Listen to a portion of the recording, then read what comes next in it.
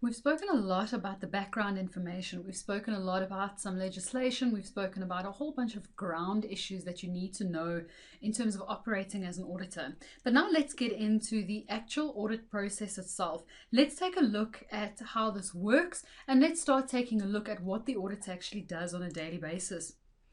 When we take a look at our objectives of the audit, it's absolutely vital that we always come back to the same concept. We always come back to our main goal.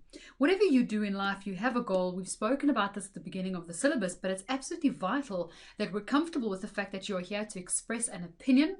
So this is an opinion you're giving about the fair presentation of the financial statement. So the terms, we've spoken about some of them already, and we'll speak about them again a little bit more.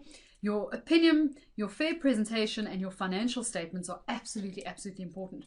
Financial position, results of operations, the rest of this we'll kind of get to in that some detail. But your most important things to remember here are your first three. You are here to express an opinion about the fair presentation of the financial statements. One of the things we must be completely aware of, and we have spoken about this at some length, is the fact that it is a professional opinion. And because of that, it needs to be supported by evidence. This is not the same type of evidence as your law and order and your CSI. So anything that we consider would back up our opinion is evidence. And obviously it takes a lot of time and a lot of studying for us to be able to differentiate what makes for good evidence or bad evidence, or what type of evidence we need in different environments. So as an auditor, our job is about gathering evidence so that we can put an opinion together. So in terms of your audit, most of your work, all of your work is centered around saying, I need an opinion, I'm going to have to get evidence to tell me what that opinion needs to be, and I need to make sure that my evidence supports that opinion. So all the stuff that we do, and the bulk of what we're doing as an auditor, is running around trying to find evidence to decide whether or not the financial statements are fairly presented.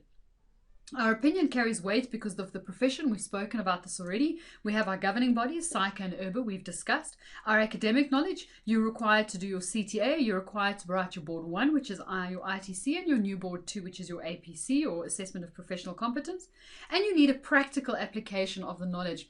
It's one thing to know what's in the books, but when you get there on a daily basis and you find out that things are slightly different, how does that work? How do you translate what you learned in your textbook to the real life environment? And obviously, these three are the cornerstones of our profession. Your academic requirements, the profession itself, the professional bodies, as well as your practical experience, your articles.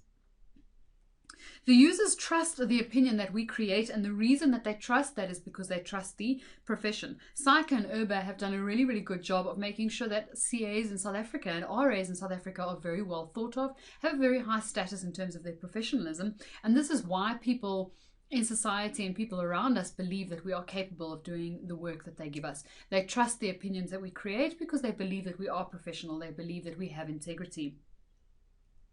We also know our code of ethics. We spend quite a lot of time on a code of professional conduct, so we know that there's a code of ethics that guides how we do our work. So in terms of our audit, before we get into the actual audit, we've got evidence that we need to gather.